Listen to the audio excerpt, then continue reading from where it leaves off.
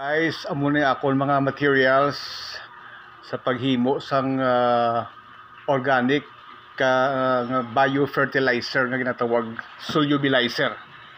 Araho amo na ako mga biostimulants nga gina-create. Then ang akong substrate nga ginagamit amo na siya ang either wheat bran or rice bran or corn bran. Sa musling kita substrate amo nang natawag nga puluyan sang aton good bacteria. Then sa piyak ari naman ang akon nga mga microbial inoculant that's being fermented. So amo ni luckily na kita ko ang libro ni Master Chow sang Korean natural farming. At the same time, gin-incorporate ko sa nabasahan ko man nga libro by Matt Powers nga title Regenerative Soil.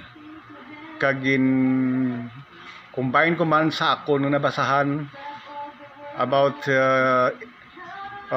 good bacteria by Dr. Tero Higa, isa ka Japanese. So with these three entities, along with my using simple logic and common sense, luckily I was able to create my own organic fertilizer called solubilizer.